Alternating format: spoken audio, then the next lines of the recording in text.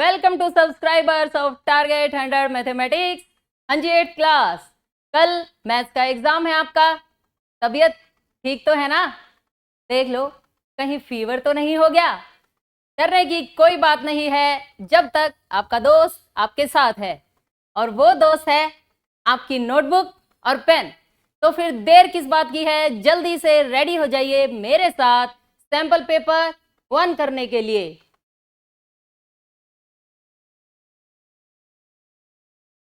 Half yearly exam में ये 6 1 2 3 4 5 6 ये चैप्टर्स आएंगे अकॉर्डिंग टू न्यू बुक। ये नेम यहां लिखे हुए हैं। 90 मिनट्स का ये पेपर 40 मार्क्स का है। All questions are compulsory. Question number 1 to 15 1 mark के, 16 to 18 2 मार्क्स के, 19 to 21 3 मार्क्स के, और लास्ट के 2 क्वेश्चंस 5 मार्क्स के हैं। क्वेश्चन नंबर 1, एक ऐसी परिमेय संख्या बतानी है जिसका कोई व्युत्क्रम नहीं है, जिसका कोई रेसिप्रोकल नहीं होता। ऐसी परिमेय संख्या सिर्फ कौन है? 0। So A is correct answer. Question number 2, 2 और 5 के बीच में कितनी परिमेय संख्याएं हैं? ये नंबर लाइन है, ये 2 है, ये 5 है। इनके बीच में कितनी परिमेय संख्याएं हैं? हाँ जी बताइए, क्या सिर्फ 2? नहीं, 2 और 5 के बीच में अनगिनत बहुत बहुत बहुत सारी परिमेय संख्याएं हैं। आप उन्हें गिन भी नहीं सकते, और जिन्हें गिना नहीं जा सकता उसे कहा जाता है अपरिमित, यानी सी इज करेक्ट आंसर। ओके, इस क्वेश्चन में अगर आपसे यह पूछ लिया जाए कि 2 और 5 के बीच में कितनी प्राकृत संख्याएं हैं, तब तो आप 3 और 4 लिखेंगे।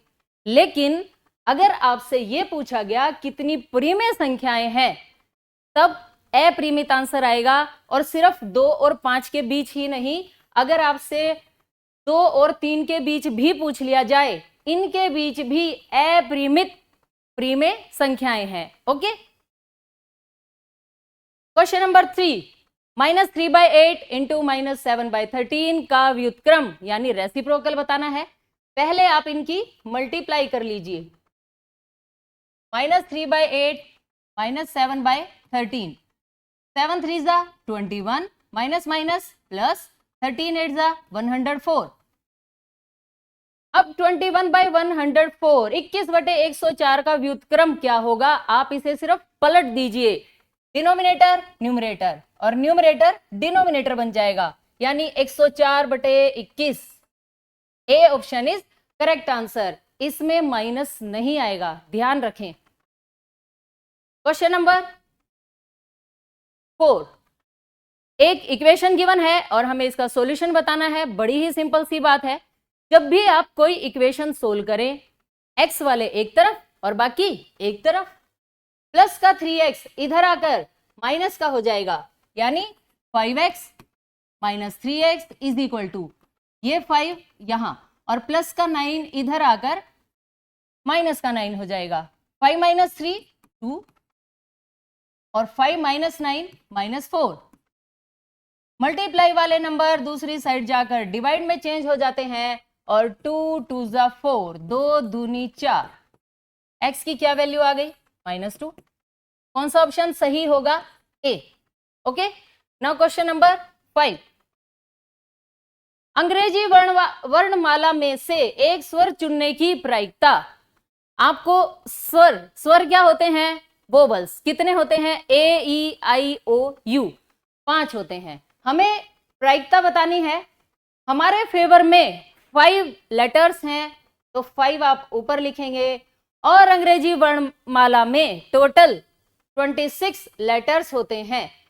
इसलिए प्रायिकता क्या बन जाएगी? 5/26, यानी D is correct answer. Question number 6, समलंब ABCD। पहले ये बताइए समलंब होती क्या है? समलंब एक ऐसी आकृति होती है, ये इसमें सिर्फ एक ही युग्म समांतर होता है। 4 भुजाएं हैं, 4 भुजाओं में से 2 भुजाएं ही समांतर होती हैं और 2 असमांतर होती हैं, यानी एक युग्म समांतर होगा और एक युग्म असमांतर होगा।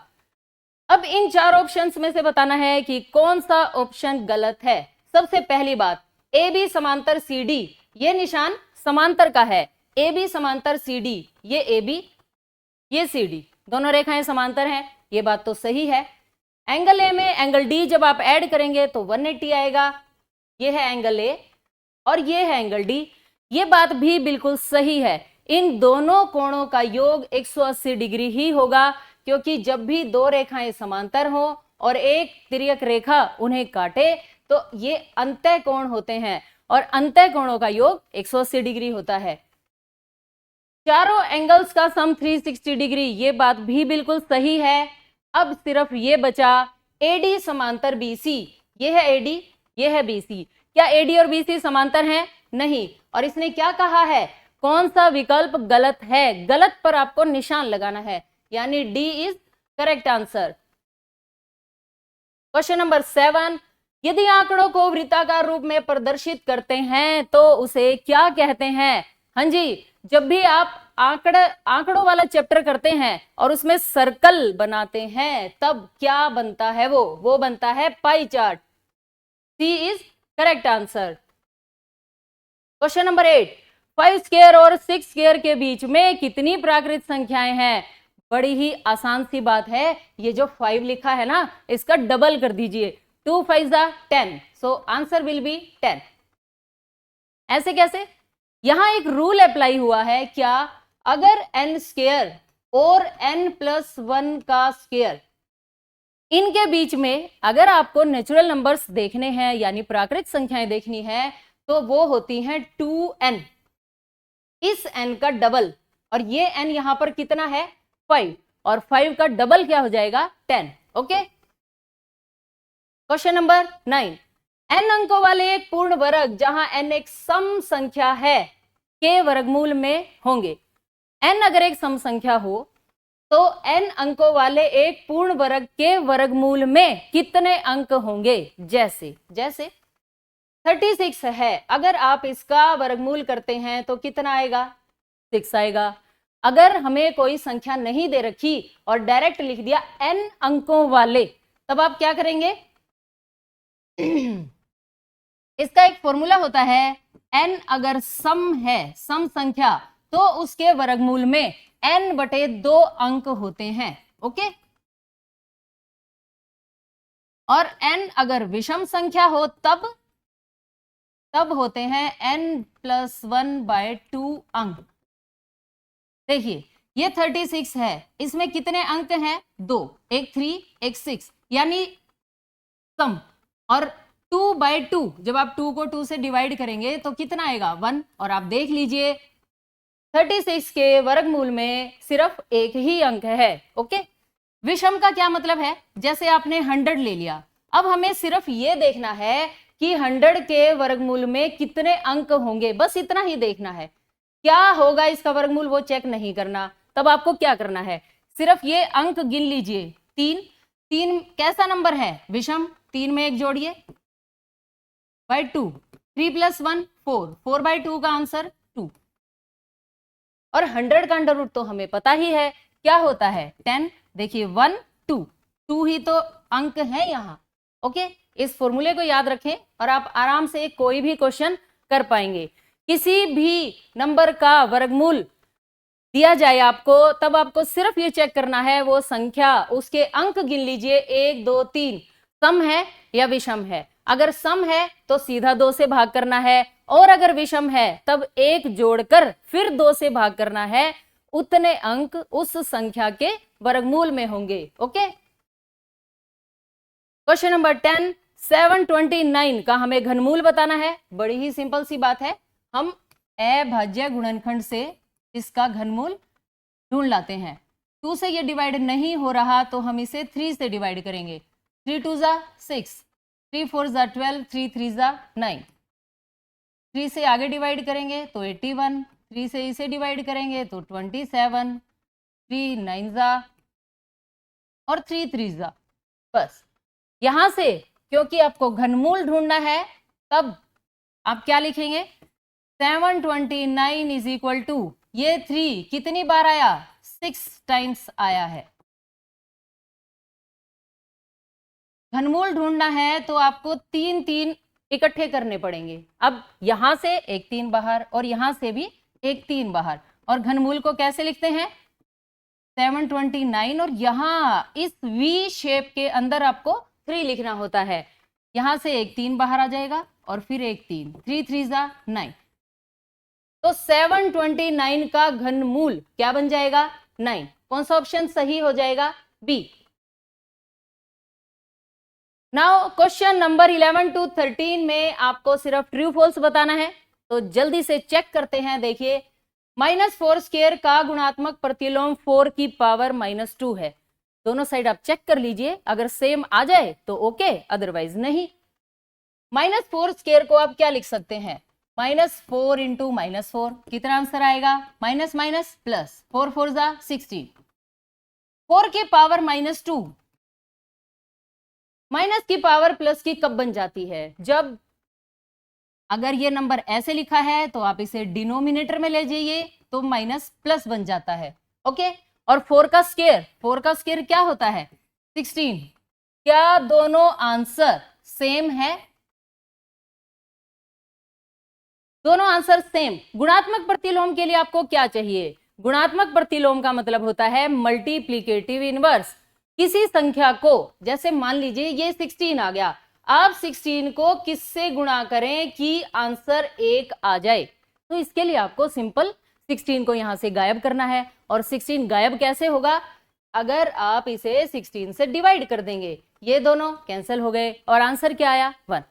ओके, तो 16 का गुणात्मक प्रतिलोम 1/16 है, ये बात बिल्कुल सही है। ओके, गुणात्मक प्रतिलोम कहा है कि क्या इन दोनों की गुणा करने से 1 आ जाएगा, हाँ जी बिल्कुल आ जाएगा। और आप किसी भी संख्या का गुणात्मक प्रतिलोम बता सकते हैं। देखिए जैसे आ जाए 1/7, कि मैं 1/7 को किससे गुणा करूं कि आंसर 1 आए, तो आपको 7 को गायब करना है, तो 7 ऊपर लिखेंगे ताकि दोनों कटे और आंसर 1 आ जाए। अगर आपसे पूछ लिया जाए 3/4 का गुणात्मक प्रतिलोम बताइए, तो आपको 3 और 4 दोनों को गायब करना पड़ेगा। अब 3 कैसे गायब होगा, जब 3 से डिवाइड करोगे, और 4 कैसे गायब होगा, जब एक 4 डिनोमिनेटर में है तो एक 4 न्यूमरेटर में भी होना चाहिए। ये दोनों कैंसिल, ये भी कैंसिल हो जाएंगे और आंसर क्या आएगा 1। यानी गुणात्मक प्रतिलोम के लिए आपको अंश और हर को पलट देना है। क्वेश्चन नंबर 12, यदि समबहुभुज का प्रत्येक अंतः कोण 160 डिग्री हो तो भुजाओं की संख्या 18 होगी। बिल्कुल अच्छा सवाल है ये। देखिए अंतः कोण 160 डिग्री दे दिया, क्या आप बता सकते हैं कि बाह्य कोण कितना होगा। अंतः कोण दिया हो और बाह्य कोण फाइंड करना हो तो 180 में से सब्ट्रैक्ट कर देते हैं, कितना आ गया 20। अब हमें बतानी है भुजाओं की संख्या। भुजाओं की संख्या का क्या फॉर्मूला होता है, भुजाओं की संख्या का फॉर्मूला होता है 360 बाय बाह्य कोण एक्सटीरियर एंगल, 0 से 0 कैंसिल, 2 से जब आप इसे कैंसिल करेंगे 18 आएगा। तो भुजाओं की संख्या कितनी आ गई 18, और यहां भी क्या है 18, यानी ये क्या बन गया सत्य, ट्रू। नाउ क्वेश्चन नंबर 13, एक दंडालेख किसी संपूर्ण के विभिन्न भागों की तुलना करने के लिए दर्शाया जाता है। हाँ जी, दंडालेख क्या होता है बार ग्राफ। बार ग्राफ आप कैसे बनाते हैं, ऐसे बार ग्राफ में ये समान चौड़ाई के दंड, इन्हें दंड बोला जाता है, समान चौड़ाई के दंडों के बीच में समान स्पेस होता है, समान जगह होती है। यानी ये जो दूरी है, ये वाली जो दूरी है, ये दूरी भी बराबर होती है, और इनकी आपस की ये जो चौड़ाई है, खुद ये वाली चौड़ाई भी बराबर होती है, उसे कहा जाता है दंडालेख। और इन्होंने क्या कहा, संपूर्ण के विभिन्न भागों की तुलना। बताइए संपूर्ण के विभिन्न भागों की तुलना, क्या आपको नहीं लगता ये तो आप पाई चार्ट में करते हैं, जब आप ऐसे एंगल बनाते हैं, ये संपूर्ण होता है। संपूर्ण के विभिन्न भाग, ये अलग अलग भाग जो होते हैं, ये पाई चार्ट में होते हैं, यानी वृत्त आलेख में। इट मीन्स ये बात तो गलत हो गई, दंड आलेख थोड़े ही ना ऐसे शो करता है, इसे कौन शो करता है? वृत्त आलेख। यानी दिस स्टेटमेंट इज फॉल्स, असत्य। ओके, नाउ क्वेश्चन नंबर 14 और 15 में फिलिप्स हैं। विषम संख्या का घन बता दीजिए। कितना आसान क्वेश्चन है। विषम संख्या का घन विषम होता है और समांतर चतुर्भुज के सम्मुख कोण क्या होते हैं? बराबर। नाउ क्वेश्चन नंबर 16 हल कीजिए। x plus √9/25 is equal to 4/5। बिल्कुल आसान है, कुछ भी घबराने की बात नहीं। बताइए 9 का अंडर रूट 9 का वर्गमूल 3, 25 का 5 इज इक्वल टू 4/5। प्लस के नंबर राइट साइड जाकर माइनस में चेंज हो गए और जब हर एक जैसे हो तो अंश घट जाते हैं। 4 में से 3 गया 1/5, which is required answer. Question number 16, 17 और 18 है, ये दो दो नंबर वाले हैं। ओके, क्वेश्चन नंबर 17, यदि आपके पास 3 हरे त्रिज्याखंड, एक नीला त्रिज्याखंड और एक लाल त्रिज्याखंड वाला एक घूमने वाला पहिया है और आपने उस पहिए को घुमा दिया, तब हरा त्रिज्याखंड प्राप्त करने की प्रायिकता क्या होगी? प्रायिकता के क्वेश्चंस बच्चों के फेवरेट क्वेश्चंस होते हैं क्योंकि ये सेकंड्स में निकल जाते हैं, फटाफट इनका आंसर आ जाता है। लेकिन क्योंकि ये क्वेश्चन 2 मार्क्स का है तो आपको कुछ लिखना पड़ेगा, तभी आपको 2 मार्क्स मिलेंगे। ओके, देखिए हरे त्रिज्याखंड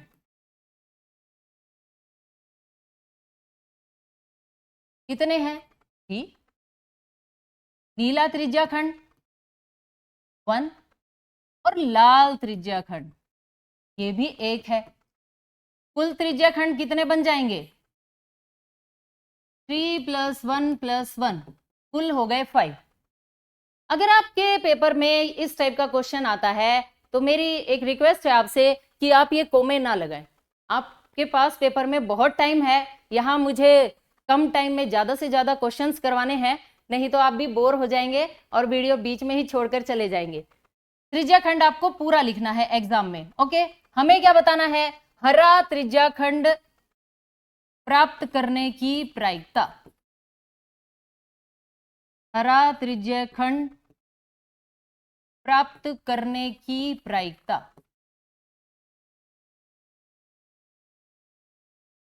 हरे त्रिज्याखंड कितने हैं बस ये बता दीजिए, आपके फेवर में कितने हैं? हरे हैं 3 और टोटल कितने हैं? 5, 3/5 which is required answer. Understand? Question तो देखते ही आंसर पता लग जाता है, लेकिन अगर आप ऐसे लिखेंगे तो कोई भी कहीं भी इसमें नंबर नहीं काट पाएगा और आपको मिलेंगे पूरे 2 नंबर।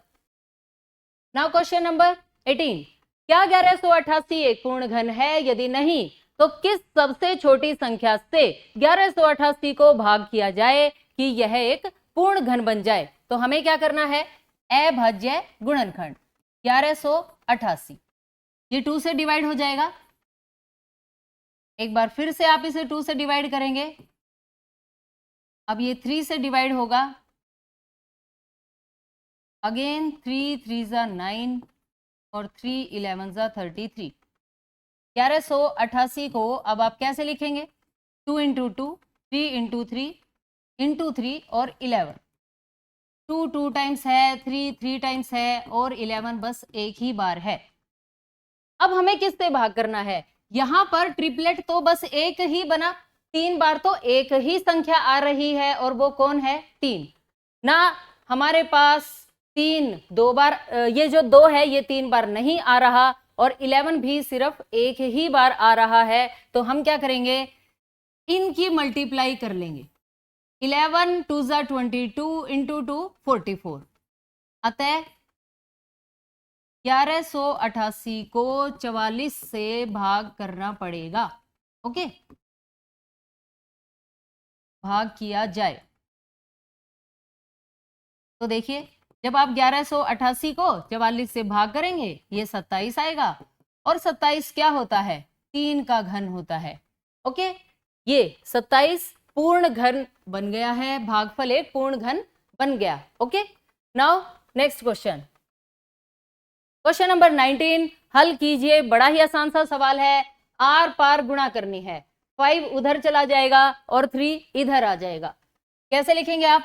5 लिखा और x माइनस 5 को ब्रैकेट में लिख लेना, और 3 जब आप उधर लिखेंगे तो x माइनस 3 को ऐसे ब्रैकेट में लिख लेंगे। अब सिर्फ ब्रैकेट्स ओपन होते ही आंसर आ जाएगा। 5 और x की मल्टीप्लाई 5x, 5 5 जा 25। ब्रैकेट के बाहर जो भी संख्या होती है वो ब्रैकेट वाले हर नंबर से मल्टीप्लाई होगी। 3x और 3 3 जा 9, प्लस का 3x इधर आकर माइनस का, और ये -9 पहले लिखना है आपको, -25 बाद में लिखा जाएगा क्योंकि इसका साइन चेंज करना है। प्लस 5 - 3 2, 25 - 9 16, मल्टीप्लाई वाले नंबर दूसरी साइड जाकर डिवाइड में, 2 8 जा 16, x की क्या वैल्यू आ गई 8, और क्वेश्चन फिनिश। ओके, बड़ा ही आसान सवाल है, समझ में आ गया। Now next question, question number 20, दो पाइथागोरियन त्रिक लिखिए जिनमें से प्रत्येक में एक संख्या क्या हो? 5 हो। ध्यान से देखिए, हमारे पास पाइथागोरियन त्रिक ढूंढने का ये फॉर्मूला होता है 2m m² - 1 और m² + 1। ओके, अब एक संख्या हमें दे रखी है और बाकी की दो संख्याएं हम यहां से फाइंड कर लेते हैं। अगर मैं पहले नंबर को 5 के इक्वल रखूं तो मुझे ये एक पूर्णांक नहीं मिला, यानी ये गलत हो गया। आपको पहले नंबर को 5 के इक्वल नहीं लिखना। m² - 1 को अगर आप 5 के इक्वल लिखें तो -1 उधर जाकर +1 हो जाएगा, और m² की वैल्यू 6, ये भी गलत हो गया। क्यों? किसी नंबर का स्क्वायर चाहिए हमें, इंटीजर का स्क्वायर चाहिए जो 6 आ जाए, लेकिन ऐसा नहीं होता। तो फिर क्या बचा? m² + 1, हमने इसे 5 के इक्वल लिखा, प्लस का 1 उस तरफ जाकर माइनस का, और 5 - 1 कितना हो गया 4, और 4 का अंडर रूट आ गया 2, यानी हमारे पास m की वैल्यू आ गई। और अब आप क्या करेंगे? m की इस वैल्यू को यहां पर पुट कर देंगे। ओके, इससे हमारे बाकी के नंबर्स आ जाएंगे। ये वैल्यू हमने यहां रख दी, पुट m = 2, ये 5 भी हटाना पड़ेगा यहां से। चलिए, m की वैल्यू 2 आ चुकी है। अब आप लिखिए नाउ 2m। अब 2m का आंसर क्या होगा? 2 2 जा 4, क्योंकि m के प्लेस पर हमने क्या पुट कर दिया 2, और m² - 1 की क्या वैल्यू होगी? 2 का स्क्वायर - 1, 2 का स्क्वायर कितना होता है 4 - 1 यानी 3। अतः पाइथागोरन त्रिक, पाइथागोरियन त्रिक क्या बन गया? एक नंबर आपका 3 आया, एक ये 4 आया, और एक 5। 2 मत लिख देना गलती से, वो m की वैल्यू है। एक संख्या 5 तो उन्होंने ही दे रखी है। ओके, तो ये हमारे पास पहला पाइथागोरियन त्रिक आ गया। दूसरा पाइथागोरियन त्रिक जिसमें एक संख्या 5 होगी, आप कैसे ढूंढेंगे? इसके लिए हम एक दूसरा फॉर्मूला लगाएंगे। देखिए, पाइथागोरियन त्रिक ढूंढने का एक फॉर्मूला है कि आपको पहले अपनी संख्या चेक करनी है। संख्या अगर सम है या फिर विषम है। अगर संख्या विषम है तो आपको अपनी संख्या के स्क्वायर को किससे डिवाइड करना है? 4 से। 4 से या 2 से? 2 से। और अगर संख्या सम है तब आप उसे 4 से डिवाइड करेंगे। नंबर का स्क्वायर करना है, अगर आप 4 से डिवाइड करें तब करेंगे जब संख्या सम होगी, और 2 से डिवाइड करेंगे जब संख्या विषम होगी। अब हमारी संख्या क्या है? संख्या है विषम, तो आप क्या करेंगे? 5 का स्क्वायर बाय 2, 25 को आपने 2 से डिवाइड कर दिया तो क्या आएगा? 2 1 जा 2, 2 2 जा 4, 2 5 जा 10, 12.5 है, 12.5। तो बाकी के जो दो नंबर्स है ना, वो मिलेंगे इससे इधर और इससे इधर। 12.5 से पहले ये आपकी नंबर लाइन होती है, यहाँ 12 है, यहाँ 13 है, 12.5 तो यहाँ होता है ना, तो इससे पहले 12 है और इससे आगे 13 है। ये हमारे पाइथागोरियन त्रिक को कंप्लीट कर देंगे, यानी पाइथागोरियन त्रिक क्या बन जाएगा, 5, 12, 13, ये वाला। ओके, इस फॉर्मूले को याद रखें। अगर संख्या विषम है तो उसके स्क्वायर को 2 से डिवाइड करें, और अगर संख्या सम है तो उसके स्क्वायर को 4 से डिवाइड करें, तो भी हमें पाइथागोरियन त्रिक मिल जाएगा। नाउ क्वेश्चन नंबर 21, एक बाग में 2025 पौधे इस प्रकार लगाए जाने हैं कि प्रत्येक पंक्ति में उतने ही पौधे हों जितनी पंक्तियों की संख्या हो। तो हमें बतानी है पंक्तियों की संख्या और प्रत्येक पंक्ति में पौधों की संख्या। तो इसके लिए बड़ी ही आसान सी बात है, आप 2025, आप चाहें तो इसे ऐसे भी कर सकते हैं भाग विधि से, हमें ढूंढना तो वर्गमूल है। अब 4 4 जा 16, 5 5 जा 25, तो इसके लिए ज्यादा हो जाएगा, इसलिए हम 4 का यूज करेंगे। 4 4 जा 16, सब्ट्रैक्ट किया 4, यहां से 25 एज इट इज।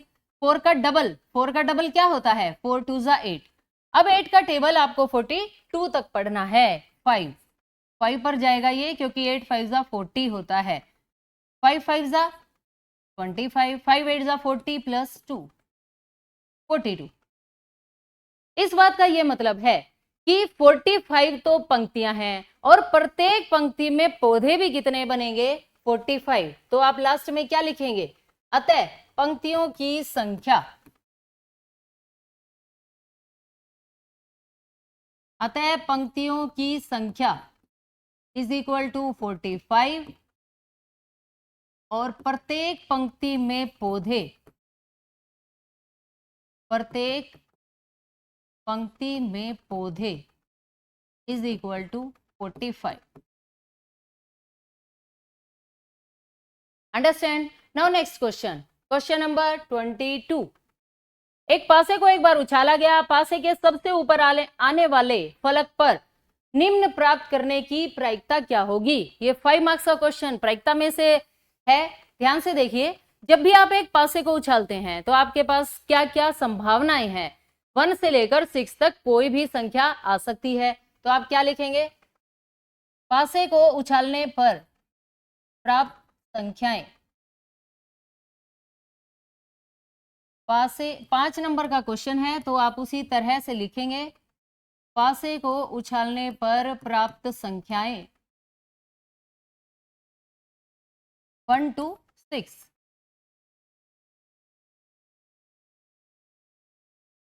अब देखिए फर्स्ट पार्ट क्या कहा है, विषम संख्या की प्रायिकता बतानी है। अब 1 to 6 में विषम संख्याएं कौन कौन सी हैं, पहले आप विषम संख्याएं लिखिए। विषम संख्याएं बताइए कौन कौन सी संख्याएं विषम है। 1 3 5, 1 3 5 ऐसे। अतः प्रायिकता, अब हम इसकी प्रायिकता लिख देते हैं, क्योंकि हमारे फेवर में 3 संख्याएं हैं, ये वाली, इसलिए 3 ऊपर, और टोटल कितनी संख्याएं हैं 6। 3/6 की वैल्यू 1/2, क्योंकि 3 2 जा 6 होता है। नाउ सेकंड पार्ट, 5 से बड़ी संख्या बताइए। अब 5 से बड़ी संख्या कौन सी है, 5 से बड़ी संख्या है 6, और ये कितनी है, सिर्फ एक ही तो है, यानी हमारे फेवर में अब की बार सिर्फ एक संख्या है। अतः प्रायिकता is equal to 1/6। Okay, similarly आप थर्ड पार्ट करेंगे, 3 का गुणज। 3 के गुणज का क्या मतलब है, जो 3 के पहाड़े में 3 के टेबल में जो नंबर आते हैं कौन कौन है, 3 और 6। तो आप क्या लिखेंगे, थर्ड पार्ट 3 का गुणज 3,6। अतः प्रायिकता, फेवर में कितनी संख्याएं हैं, सिर्फ 2, ये वाली, और टोटल 6। 2/6 का मतलब 1/3। नाउ फोर्थ पार्ट, एक से छोटी संख्या। हाँ जी, एक से छोटी संख्या तो होती ही नहीं, जब आप पासे को फेंकते हैं तो एक से ही तो शुरुआत होती है, तो इसमें प्रायिकता क्या आ जाएगी, 0। क्योंकि हमारे फेवर में तो एक भी नंबर नहीं मिला, इसलिए प्रायिकता 0।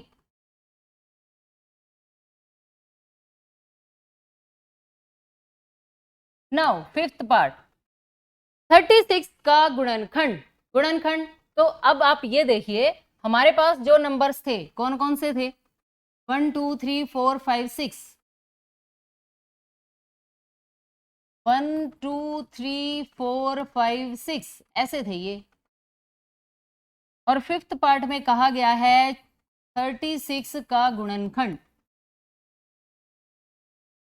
बताइए अब इनमें से कौन कौन सी संख्याएं 36 को डिवाइड करती हैं। एक तो 1, 2 भी डिवाइड करता है, 3 भी डिवाइड करता है, 4 भी और 6 भी। 5 36 को डिवाइड नहीं करता। तो प्रायिकता क्या हो जाएगी, आपको सिर्फ ये संख्याएं गिननी है कि ये कितनी संख्याएं हैं, ये वाली 5 और टोटल संख्याएं 6। ओके, तो प्रायिकता क्या बन जाएगी, 5/6। नाउ क्वेश्चन नंबर 23, ये क्वेश्चन पाई चार्ट का है। देखिए कैसे, किसी छात्रावास में विभिन्न भाषाएं बोलने वाले विद्यार्थियों की संख्या दी गई है और इन आंकड़ों को पाई चार्ट द्वारा हमें बताना है, दिखाना है, शो करना है। पहली जो लाइन है वो है भाषा की, दूसरी लाइन है छात्राओं की संख्या की। हम इस डाटा को पहले, इस टेबल को पहले ऐसे बनाएंगे।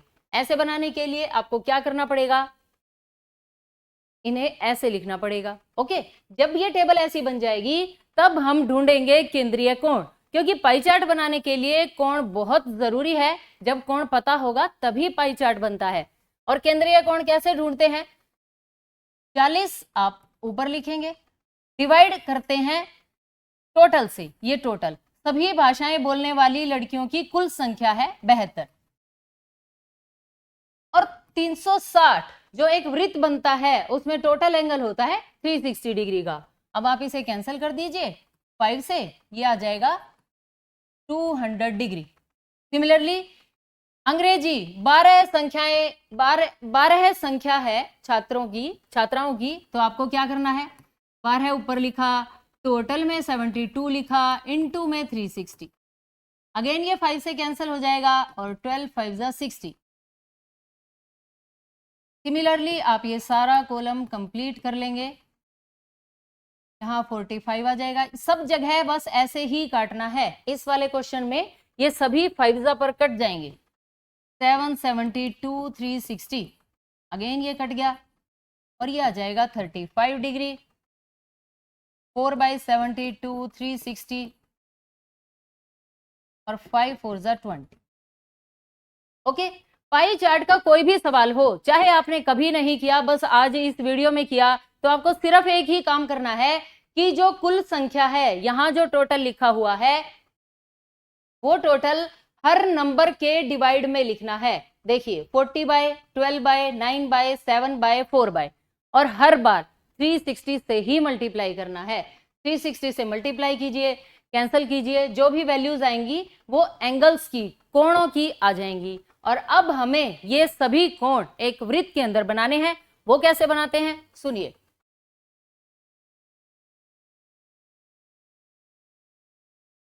सबसे पहले आप एक ऐसे वृत्त बनाएंगे और ये एक त्रिज्या, केंद्र को परिधि से मिला दीजिए, एक सीधी लाइन आपको ड्रॉ करनी है। अब सबसे पहला एंगल कितना है, 200 डिग्री।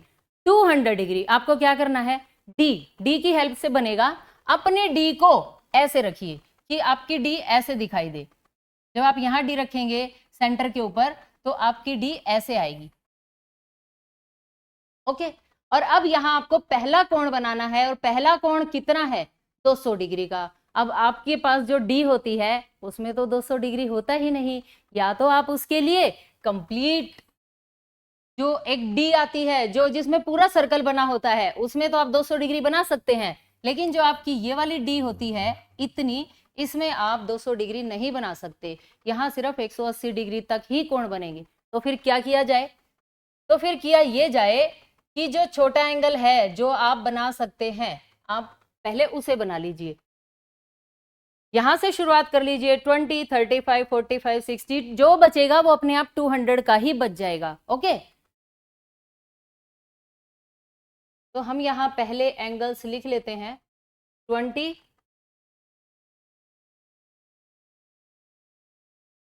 35, 45, 60 और 200। ओके, अब इन एंगल्स को बनाने के लिए अपनी डी को यहाँ सेंटर पर रखिए और 20 डिग्री, 20 डिग्री बिल्कुल छोटा सा कोण बनेगा।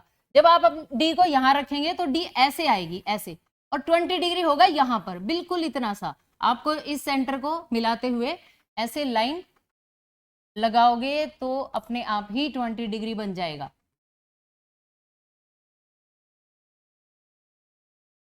ये आ गया 20 डिग्री। उसके बाद 35 बनाना है, तो अब जो डी है वो इसके ऊपर रखी जाएगी जहां आपने 20 डिग्री का बनाया है। यहां इस लाइन के, इसको सेंटर मानना है, यहां आपको डी रखनी है, और तब 35 जो बनाओगे वो थोड़ा सा 20 से बड़ा बन जाए, ऐसे। फिर 45 का बनाना है, 45 को थोड़ा सा और आप बड़ा बनाएंगे। जो भी आप नई लाइन खींचेंगे उसी लाइन पर डी को रखते हुए चले जाइए, अगला एंगल वहीं से बनेगा। पहले डी यहां रखी, फिर डी यहां रख के आपने 45 बनाया, अब डी को यहां रखिए और कितने का एंगल बनेगा? 60 का, 60 का एंगल बनेगा ऐसे।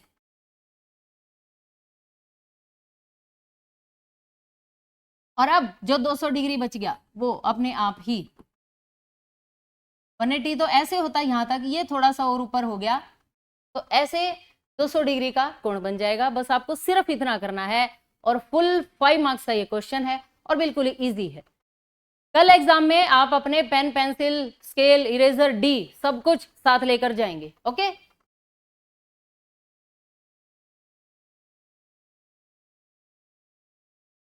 और इसी के साथ पहला सैंपल पेपर फिनिश हो गया है। जल्दी से ये सभी क्वेश्चंस अपनी नोटबुक में लिख लें और बार बार इनकी प्रैक्टिस करें। ओके, चैनल को सब्सक्राइब करें, वीडियो को लाइक करें और शेयर करें, क्योंकि जल्दी ही मैं आपके लिए सैंपल पेपर 2 लाने वाली हूँ। Okay, thanks for watching, bye bye, take care.